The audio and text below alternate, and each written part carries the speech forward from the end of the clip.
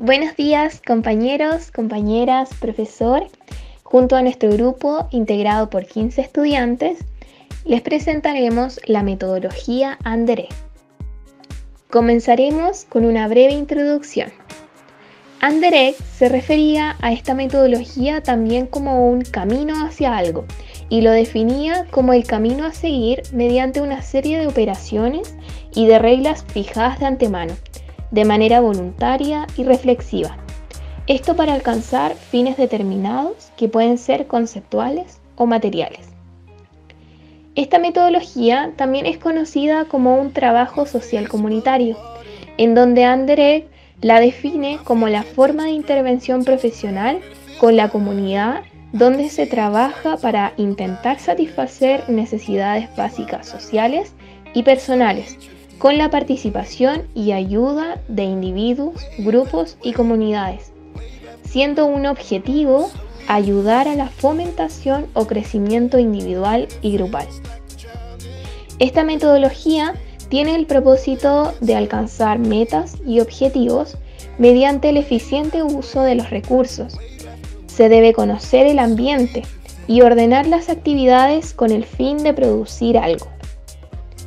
Es importante reconocer las preguntas al resolver durante el método. ¿Qué son? ¿Qué se quiere hacer? ¿Por qué se quiere hacer? ¿Para qué se quiere hacer? ¿Cuánto se quiere hacer? ¿Dónde se quiere hacer? ¿Cómo se va a hacer? ¿Cuándo se va a hacer? ¿A quién va dirigido? ¿Quiénes lo van a hacer? ¿Y con qué?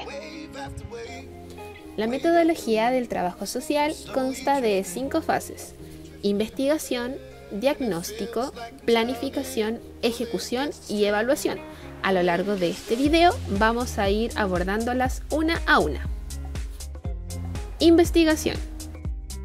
La investigación es un proceso organizado, sistemático, en donde se busca conocer los elementos que influyen en un problema social.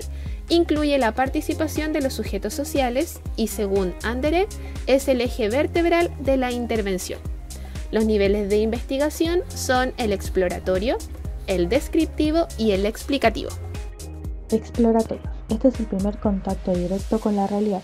Se hace a través de las fuentes primarias, es decir, la documentación, y se utiliza herramientas como la observación y la entrevista.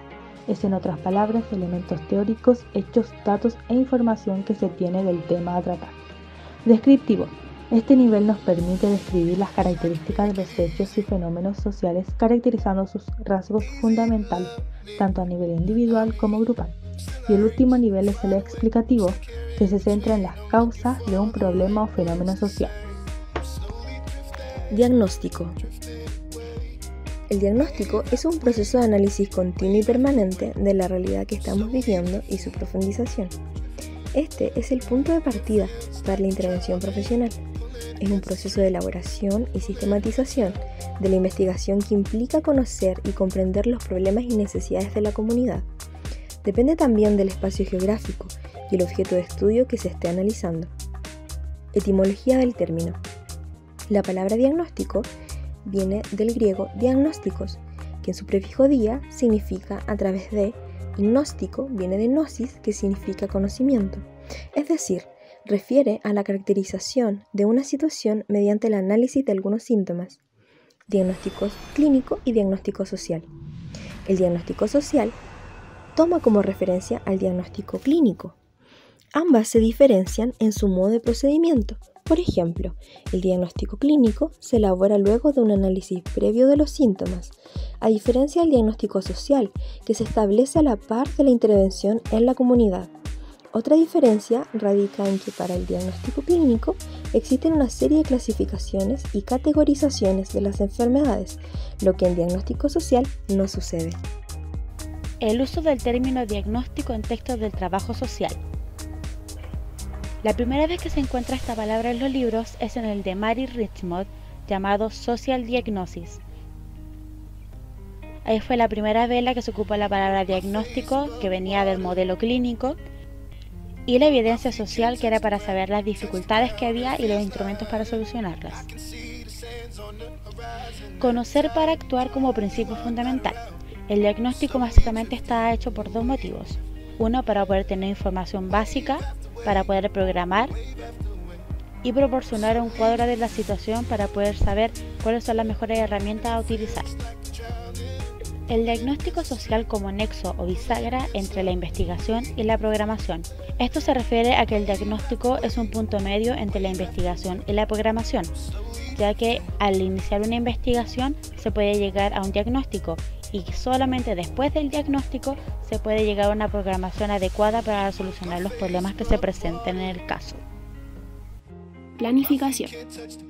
Una vez realizado el diagnóstico de una realidad, se llega a un nivel de conocimiento que permite fundamentar la acción racional.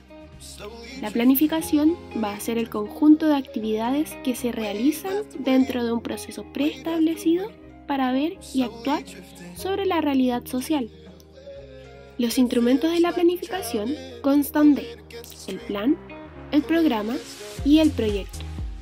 El plan es una forma de ordenamiento superior con perspectivas de totalidad respecto del conjunto económico, social y se formulan generalmente a mediano y largo plazo. El programa es el conjunto coordinado de proyectos que se orientan a realizar los objetivos del plan en un periodo determinado. Y el proyecto es la unidad mínima del proceso de planificación. Es el conjunto de actividades complementarias y necesarias para alcanzar uno o varios objetivos. La planificación en general va a responder a estas preguntas. El por qué, es decir, el por qué vamos a estar haciendo las actividades. Vamos a fundamentar el programa dando razones y argumentos lógicos que justifiquen la realización del mismo. Vamos a explicar la prioridad y urgencia del programa a realizar y justificar por qué esta es la solución más idónea para resolver el problema observado. El para qué. Aquí vamos a ver las metas. Las metas van a operacionalizar los objetivos, estableciendo cuánto, cuándo y dónde se realizarán estos. De este modo, las actividades y acciones correspondientes pueden ser claramente establecidas. ¿A quién? Es decir, quiénes van a ser los beneficiarios y a quiénes van a estar dirigidas las actividades. El cómo, es decir, cómo vamos a lograr estos objetivos. Esto va a ser a través de las distintas actividades, tareas y técnicas. El cuándo, es decir, la fecha y la hora de cada una de las actividades. El dónde, el lugar donde se va a realizar. Esta localización puede hacerse a un doble nivel. A una macrolocalización, que esta es la ubicación geográfica dentro del área, región, ciudad o conjunto rural, o una microlocalización, que este va a estar identificado como un conjunto menor. Esto puede ser un barrio, una población, etc. ¿Con qué? Aquí están los recursos, ya sean financieros, materiales, logísticos, humanos, etc. Y por último, ¿quién? Es decir, quiénes van a ser los responsables de cada tarea y actividad. La cuarta fase es la ejecución. Esta fase de ejecución se divide en la ejecución preliminar y general. La ejecución preliminar es importante ya que busca incentivar la participación de la comunidad, ya que es una parte fundamental para poder cumplir los objetivos propuestos. Para esto hay que realizar 3 acciones. La primera es la preparación de la comunidad, que consiste en estimular los factores incentivantes para su participación y vencer los factores de resistencia. En conclusión, lo que busca esta acción es mover a la gente hacia la participación. Como segunda acción tenemos la formación de líderes, entendiendo como líder a alguien a quien la gente suele seguir. Por lo tanto, es importante identificar a personas que cumplan con estas características dentro de una comunidad.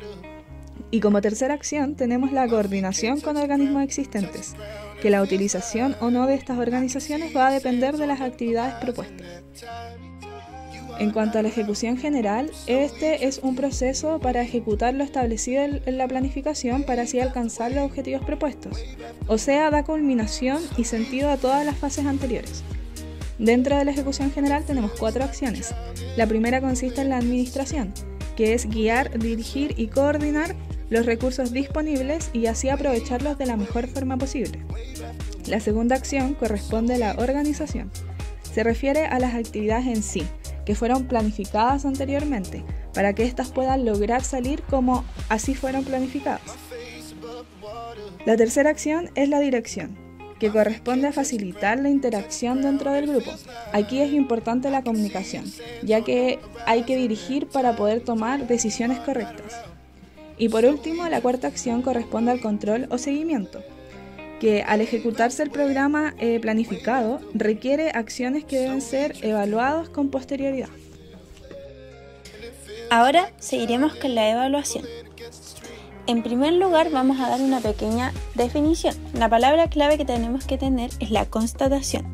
Entonces, la evaluación es la constatación que resulta de comparar lo que se ha realizado con lo que se quería lograr, es decir, los objetivos y metas propuestas, así como también busca valorar el impacto y los resultados de las acciones realizadas. Comprende la valoración de los medios, procedimientos, técnicas e instrumentos empleados. Además, vamos a entender por resultado a la identificación completa de los logros en relación al objetivo y por impacto al efecto o reacción que el resultado obtenido produce en la población usuaria. Vamos a continuar con cuáles son los objetivos que busca la evaluación. En primer lugar, es medir el grado de eficacia e idoneidad de un proyecto. Además, investigar por qué ha ocurrido lo que ha ocurrido, identificando los factores que han influenciado los resultados obtenidos. Y por último, facilitar el proceso de toma de decisiones para mejorar o modificar un programa o proyecto aplicado. Los principios inherentes que tiene la evaluación son la validez, la confiabilidad o fiabilidad, la objetividad, la practicidad y la oportunidad. Existen distintos tipos de evaluaciones y estas se van a clasificar según la procedencia de los evaluadores y según el momento en el que se evalúa. Según la procedencia de los evaluadores, vamos a encontrar la evaluación externa, interna, mixta o autoevaluación o evaluación autoaplicada. Según el momento en el que se evalúa, vamos a encontrar la evaluación ex ante, concurrente o durante y ex post. La evaluación ex ante se aplica antes de la ejecución y busca medir ventajas y desventajas de un plan, programa o proyecto. Y para ello compara beneficios y costos que van a determinar la implementación, postergación o rechazo del plan, programa o proyecto que se desea aplicar. La concurrente o durante se realiza en forma permanente durante la ejecución y también se le conoce como seguimiento, control o monitoreo e implica un análisis de carácter técnico para detectar dificultades o desfases del programa o proyecto. Y la evaluación ex post tiene como objetivo final medir resultados, procesos y dificultades que se hayan presentado en el programa o proyecto una vez finalizado el mismo. ¿Qué áreas se pueden evaluar? Vamos a tener dos subdivisiones de estas, el área de coherencia interna y el área de coherencia externa. Dentro del área de coherencia interna entramos en la evaluación de elementos de diagnóstico, la evaluación de la programación y el diseño, la evaluación de la ejecución del proyecto, y este se va a evaluar a medida que se alcanzan los objetivos. Luego vamos a evaluar la implementación de la evaluación del perfil estructural y funcional de la institución desde la cual se realiza este proyecto y la evaluación de los procedimientos utilizados. Es decir, va a comprender la valoración de medios, procedimientos, técnicas e instrumentos empleados. Luego tenemos el área de coherencia externa. Esta va a ser mediante la evaluación de los resultados que sean efectivos, la evaluación de la coordinación exterior del programa, la evaluación de los efectos indirectos de este y vamos a evaluar también la opinión de los beneficiarios y destinatarios. La evaluación consiste en un proceso centrado en la medición de resultados, mediante la valoración y apreciación de lo que se ha hecho o se está haciendo. Para que este proceso pueda llevarse a cabo, en primer lugar debemos determinar los objetivos de la evaluación, es decir, para qué se hace y para quién se hace. Luego debemos formular un marco referencial, y este tiene como principal función recopilar los antecedentes del tema. Luego vamos a determinar las áreas de evaluación y explicar los problemas prácticos que comportan la tarea evaluativa. Vamos a determinar los instrumentos o las técnicas a utilizar y determinar los recursos para poder llevar a cabo todo este proyecto. Una vez realizados los primeros pasos del proceso de evaluación, se puede posteriormente implementar la evaluación propiamente tal, recopilar la información y realizar el análisis de los resultados obtenidos a través de la aplicación de esta evaluación. En base a estos resultados, formular conclusiones y discusiones que van a permitir al evaluador adoptar decisiones y aplicar medidas que vayan en pro del mejoramiento del programa, plan o proyecto aplicado.